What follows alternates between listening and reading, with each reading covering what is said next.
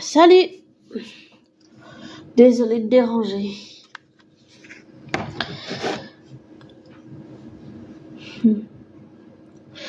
Je regarde mon chat là. Désolée. Voilà. Mon petit amour. Quelques notes.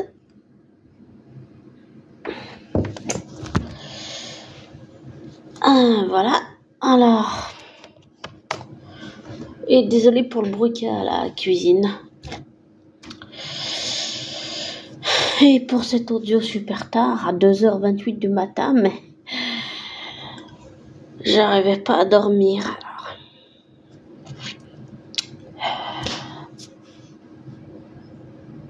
Comment dire?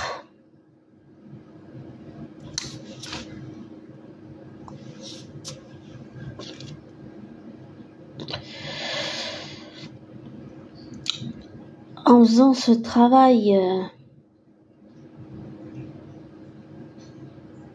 sur mon livre, oui, j'ai compris qu'il y avait plein de choses à faire. Trouver une bêta lectrice, peut-être un correcteur, un éditeur,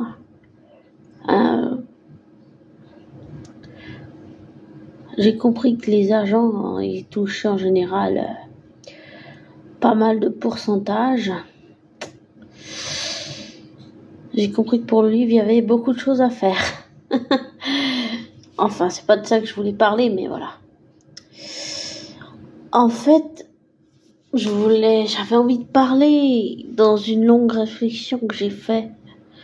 Mais je pense que le mental m'a un peu trop fait me poser de questions, mais je me suis posé beaucoup de questions sur Tom Hiddleston. J'ai plutôt envie de dire de son vrai nom, Thomas William Hiddleston. Mais je dirais Thomas, c'est plus simple que dire à chaque fois son nom entier, complet, mais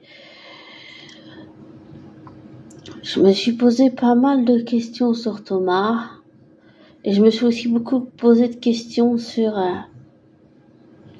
En fait, la question que je me posais, c'était à chaque fois, est-ce que je faisais des recherches pour les bonnes raisons? Est-ce que c'était pas de l'obsession? Comme j'ai harcelé ma flamme jumelle.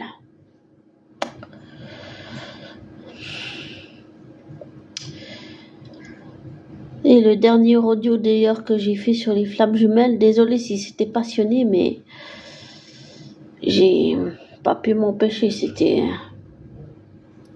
peut-être plus fort que moi, mais c'était...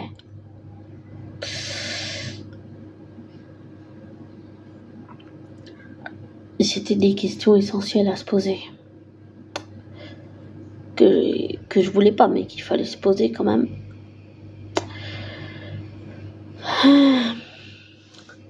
Alors, pour en revenir à Thomas, eh bien, je me suis posé toutes ces questions et plus j'avance, plus je découvre de choses étonnantes sur lui, plus je comprends sa psychologie. Il y a l'intérieur, mais il y a aussi l'extérieur. Et jamais se fier aux apparences. Ça, c'est quelque chose que j'ai appris il y a des années. Et en l'écoutant parler, j'ai aussi compris que le métier pouvait être éprouvant, difficile émotionnellement.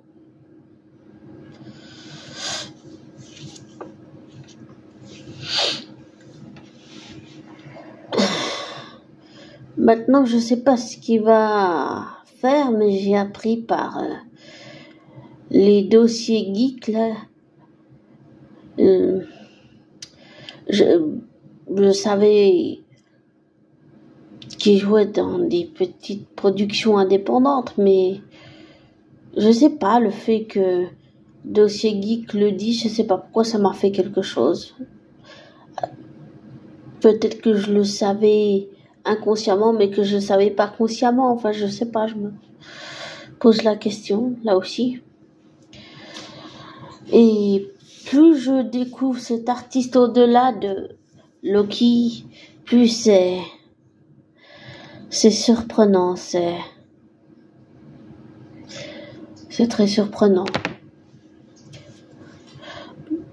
Mais comme j'ai déjà aussi dit dans d'autres audios, pour moi, il y a Thomas l'acteur, il y a Thomas l'homme public, et puis il y a Thomas en privé. Le Thomas, je veux dire, sans projecteur, sans phare, la personne que tu ne connais pas dans la vraie vie.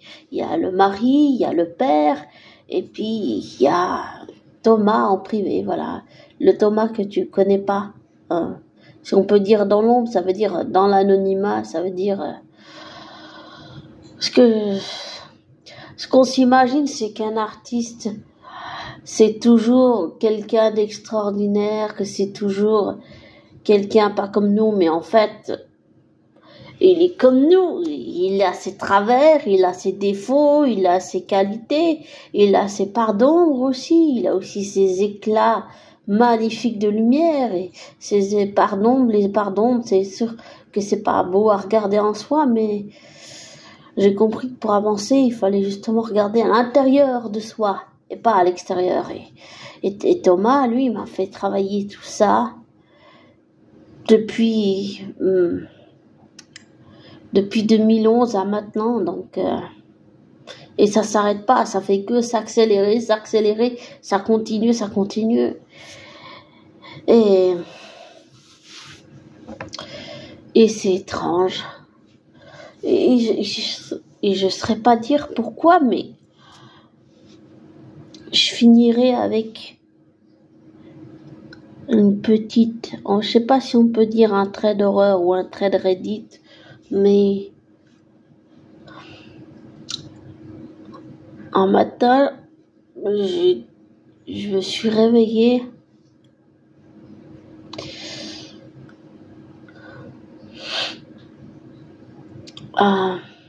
je vais revenir à ça, mais après, je voudrais juste finir là parce que je m'emmêle un peu dans tout ce que je dis. Je reconnais que je suis contradictoire comme tout humain.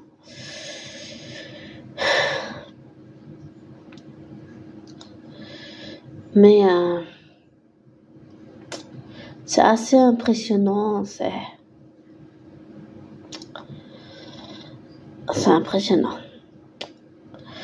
Et donc, pour revenir à ce rêve, en fait, un matin, je me suis réveillée, j'avais l'image d'une cuisine, et il y avait une table. Et il y avait un couple, et en fait, les deux, ils avaient des problèmes d'argent. Chacun avait des problèmes, l'un d'argent, l'autre de dépendance à la farine, bon, à la cocaïne, la marijuana, tout ça. Et en fait, à chaque fois que l'autre avait des problèmes, il se soutenait tout le temps. Et je me souvenais pas du visage de la personne. Et plus tard, dans la journée, ou plus tard, donc c'était dans quelques jours, les quelques jours après, je sais plus exactement, dans la journée ou dans les quelques jours qui ont suivi,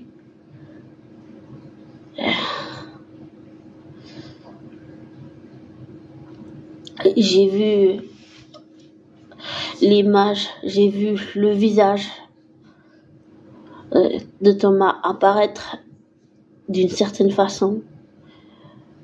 Et en fait, ça m'a frappé parce que tu te dis non, c'est pas possible. Alors, je sais pas si c'est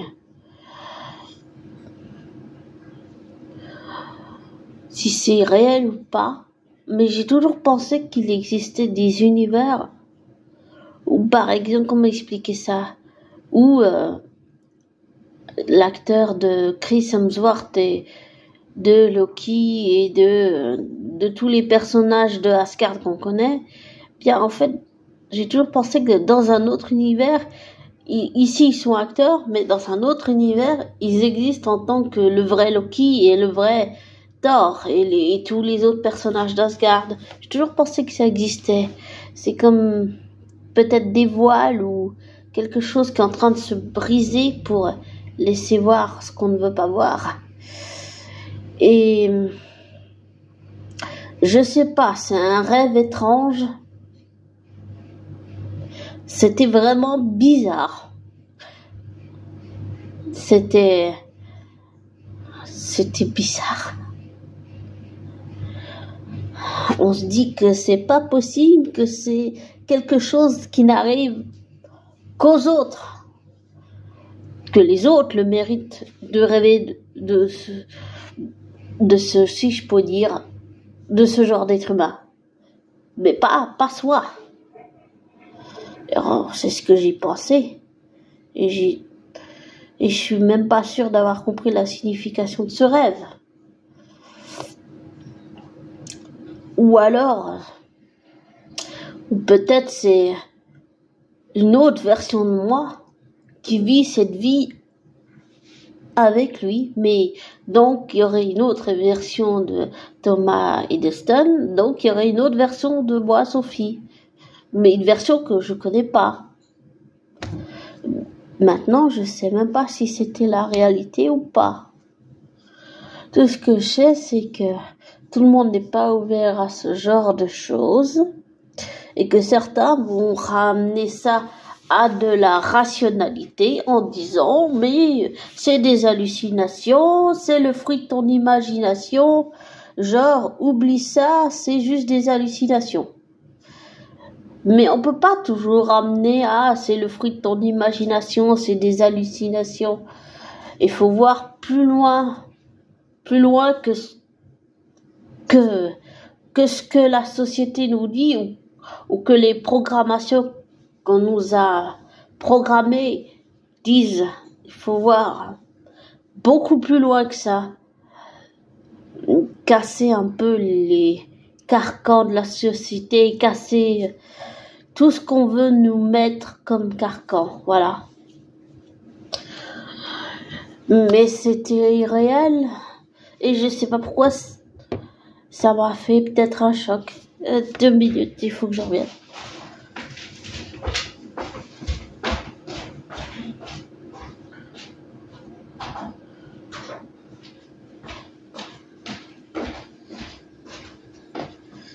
J'ai fait cuire quelque chose un petit peu trop longtemps, désolé. Mais donc, il faut pas toujours croire ce que la société nous dit, non. Parce que ramener toujours tout à du rationnel, quand les choses prennent vie, qu'elles deviennent réelles, qu'elles prennent corps dans la matière, c'est assez impressionnant quand même. On sait plus si c'est la réalité ou pas, mais ça m'a fait, je sais pas, un choc. Je sais pas si c'est arrivé à quelqu'un d'entre vous ou d'entre toi abonnés, mais je peux te dire que c'était vraiment bizarre, c'était étrange comme de se réveiller avec cette image dans la tête. Et je sais toujours pas si c'était la réalité ou pas. C'est vraiment étrange. Et d'ailleurs, j'ai aussi appris que il a des enfants et Zawi va l'air de le combler. Je l'aime bien. Je la trouve mignonne. Je la verrais bien dans le rôle de Rachel. J'ai aussi, en faisant des recherches, j'ai aussi appris que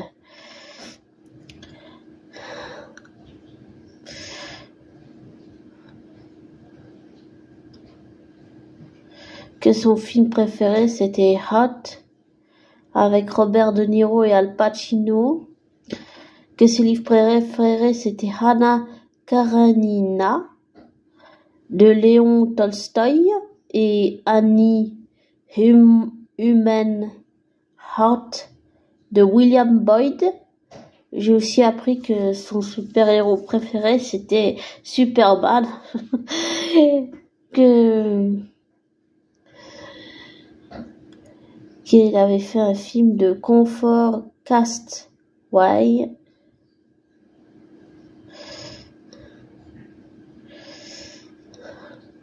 J'ai vraiment appris des choses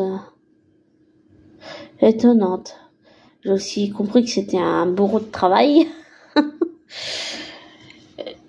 Mais ce serait bien qu'ils prennent un peu de recul, je pense. Et comme il dit que c'est la dernière fois qu'il va dire qu'il a fait Loki, en fait, il a dit dans une interview que il avait déjà dit qu'il avait dit au revoir à ce personnage et puis qu'il s'était retrouvé à jouer encore le rôle de Loki, mais je sais pas, je me fie pas à ce qu'il a dit sur ça parce que on sait jamais. Et en plus, vu que Michael Waldron est prévu pour la réalisation en tant que scénariste, vu il a participé à la saison 2, je sais pas s'il a fait la saison 1, et que ça a l'air d'être plutôt un bon scénariste, il a de l'expérience, donc je pense que ça pourrait être bien. Et pour Avengers 5, j'imagine bien Loki et Thor se retrouver, et puis aussi, j'ai une fois regardé, en faisant des recherches, j'ai trouvé une vidéo de Chris Hemsworth qui voit ce que ce que le personnage de Loki fait, puis il dit mon frère, je suis fier de toi, mais tu seras jamais aussi fort que mon marteau, ou un truc comme ça. J'ai trouvé ça super mignon, même si c'était que l'acteur Chris Hemsworth, mais j'ai trouvé ça trop mignon. Mais même s'il a et puis aussi, je me réfère un petit peu à ce qu'a dit Thomas dans une de ses interviews, où il dit que Loki s'attend à ce que Thor se comporte d'une certaine façon avec lui, et que Thor s'attend à ce que Loki se comporte d'une autre façon, et ce serait bien de les faire se retrouver, et que Thor se rend compte que Loki a fait beaucoup de chemin, beaucoup de progrès, et qu'il a besoin de lui, et que comme il a voyagé dans le temps, Loki sait ce qu'il faut faire et pas faire. Et je l'imagine bien comme capitaine avec Mobius, Sylvie, Bekaz, Kenyu, comment il s'appelle là, Obi, et puis je sais plus, il y en a un autre là, je sais plus son nom, désolé.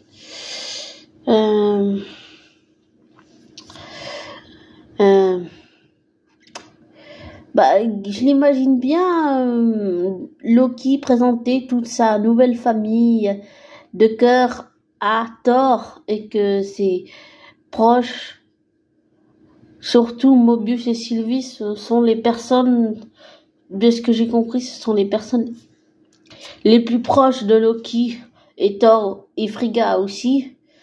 Donc ce serait bien que Thor et Frigga entendent ce que Loki a fait, et peut-être ça pourrait aider dans la relation des deux frères.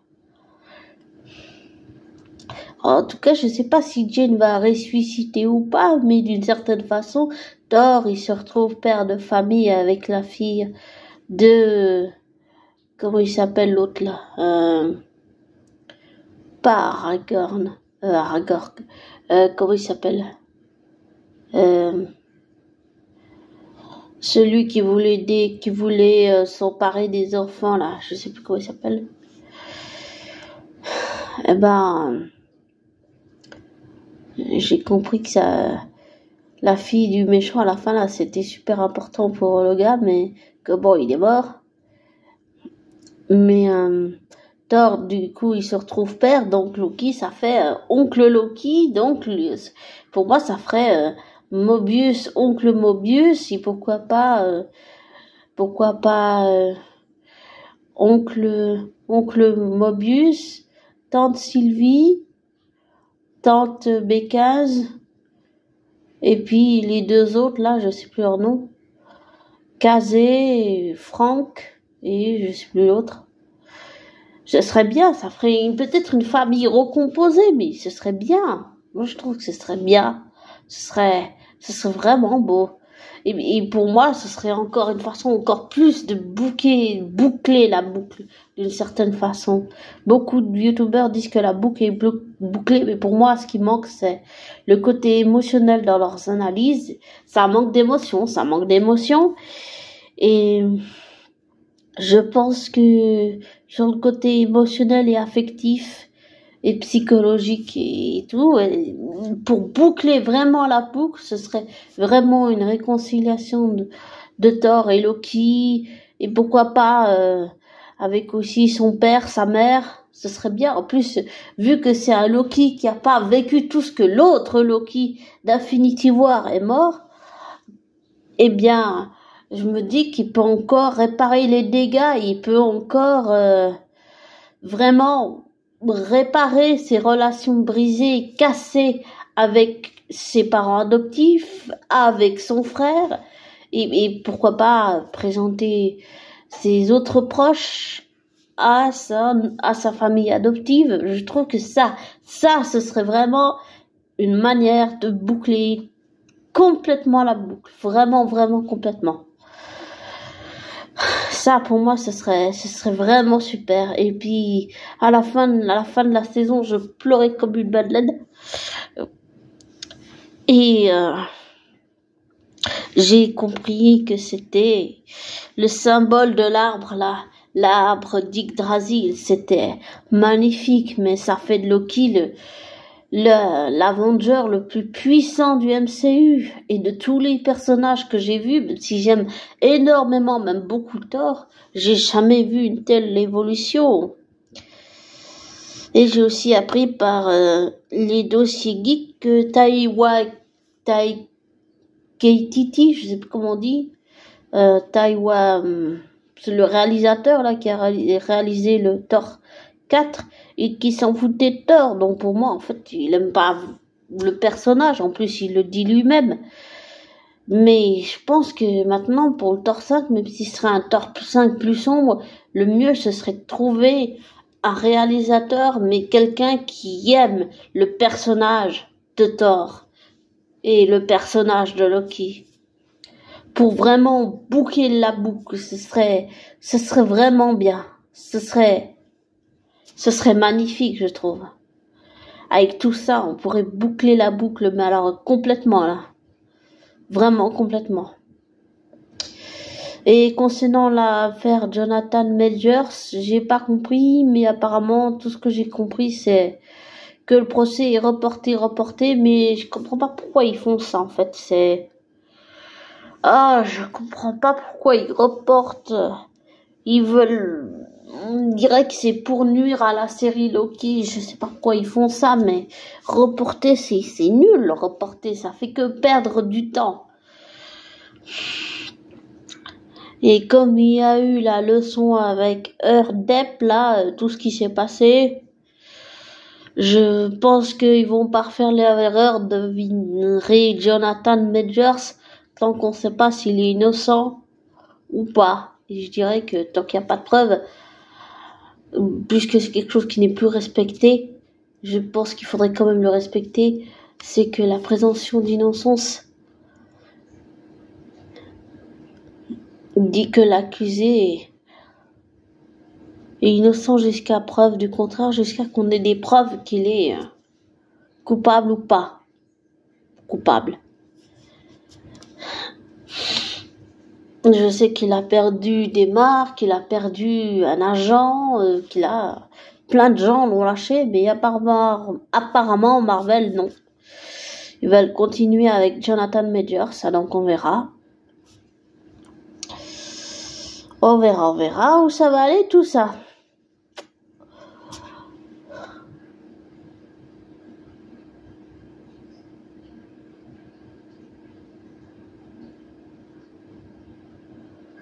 Pour ce qui est de Depp, je pense que là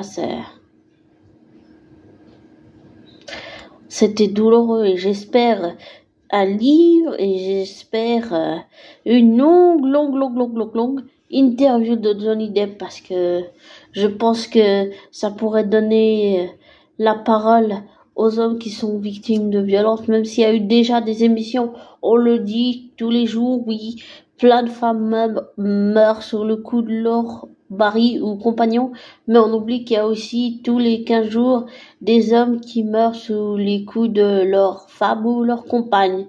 Et ça, on le dit pas assez. Il y a des féminicides, mais si je pourrais dire ça sans vouloir blesser personne et avec tout le respect, et il y a aussi des masculinicides. Bah, ça veut dire que des hommes se font tuer. Carrément. Donc, je pense que ça, c'est quelque chose qu'il faut pas oublier non plus. Et je voudrais aussi réaffirmer quelque chose d'autre. C'est que je soutiens toujours le cri de la gargouille et J.K. Rowling, malgré toutes les polémiques. Et pour ce qui est de l'affaire de Pierre Palmade, je sais pas s'ils ont trouvé des preuves ou quoi, mais jusqu'à qu'il y ait des preuves, je continuerai de soutenir Pierre Palmade et je vais peut-être me faire démonétiser, mais bon, on s'en fout, c'est pas grave. Parce que les gens ont tendance à laisser à tomber les personnes accusées, même s'il n'y a pas de preuves. Michel Larocque, Muriel Robin. Donc, le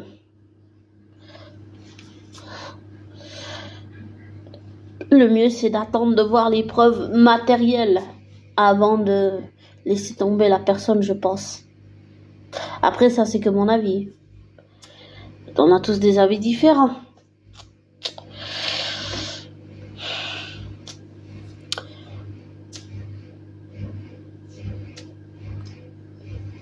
Donc voilà. Désolé pour le bruit de la vaisselle.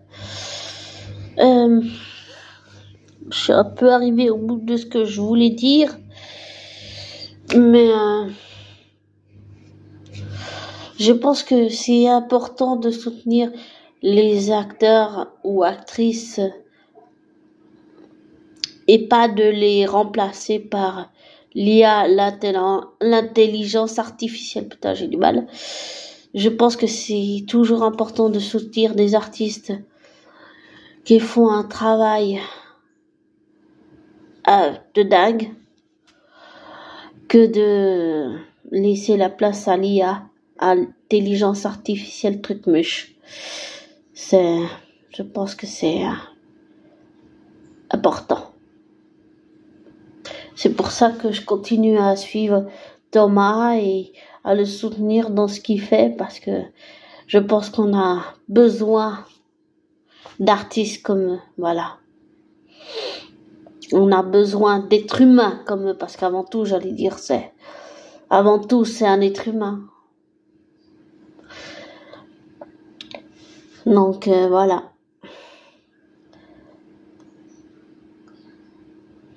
J'ai aussi appris qu'il savait parler le langage des signes, et je dis ça parce que j'ai pris un cours avec un vrai prof, on était une fois avec ma mère, adoptif, à un cours où c'était un vrai prof qui était sourd, et en fait, il parlait avec le langage des signes, mais il écrivait en même temps ce qu'il disait par le langage des signes, et en fait, ça allait très très très très très très vite, et j'ai pas tout compris. Tout ce qui est technique, j'intègre pas. En fait, il faut me l'expliquer plusieurs fois ou trouver un autre moyen de me l'expliquer, parce que ce qui est technique, je l'entends, mais je l'intègre pas mentalement. Donc, c'est un peu compliqué. Bah, par exemple, mon prof de guitare qui est décédé en 2017 et ma prof de violon qui heureusement est toujours là, que j'ai revu des années après, eh bien, ils ont dû trouver des moyens rusés parce qu'ils savaient que j'avais le TDAH, donc le trouble de l'attention avec des crises d'énervement et tout. Ils ont dû trouver des techniques pédagogiques très spéciales et différentes d'une pédagogie, si on peut dire, entre guillemets, normale pour apprendre au violon tous les morceaux que j'ai appris et pour apprendre à la guitare tous les morceaux que j'ai appris. Et ça c'est le plus beau cadeau qu'ils m'ont fait, j'ai envie de dire, sincèrement. Voilà. Et je finirai sur que je continue de soutenir Thomas parce que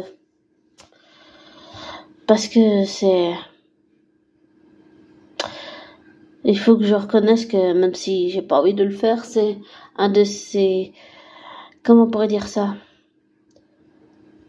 C'est un des plus talentueux de sa génération. Et puis il y a aussi Robert Carlyle, bon, que j'ai pas encore pris beaucoup de nouvelles, mais je vais en trouver sûrement. Que je soutiens aussi, c'est un des acteurs des plus talentueux de sa génération. Tous les deux sont les plus talentueux de leur génération pour moi. Après, chacun son ressenti et un avis différent. Mais pour moi, c'est le fait qu'ils aient réussi à mettre dans la vraie vie leur propre souffrance à eux dans la vraie vie, au service de leur personnage, je trouve ça, et je pense, magnifique, mais je trouve ça que ça a dû être émotionnellement dur, parce que des fois tu peux avoir, lors de ces moments de travail, tu peux avoir des souvenirs refoulés, des traumatismes qui ressortent d'un coup comme ça doit être, et ça doit être traumatisant quand même, je trouve. Ça doit être traumatisant quand même. Il le montre pas, mais je pense que quelque part ça allait, oui. Émotionnellement et puis psychologiquement et psychologique, oui, ouais. Je pense que c'est ça, c'est quand même, ça secoue ce métier. Il y a beaucoup de choses qui sont difficiles d'accepter. Enfin voilà. Désolée pour ce trop long audio. Je te souhaite une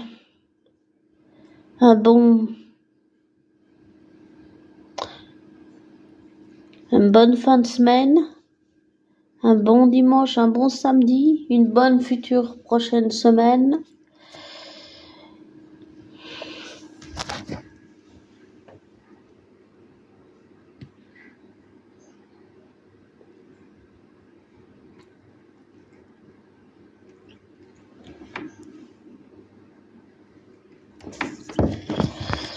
Voilà, je voulais juste finir avec cette image de mon chat. Je le trouve trop mignon. Enfin, voilà. Et comme toujours, ne prends pas pour argent comptant ce que je te dis. Ne te laisse pas influencer par moi et fais tes recherches, tes vérifications, tire-en tes conclusions. Voilà. Et puis, un bon dimanche. Et puis, une bonne semaine.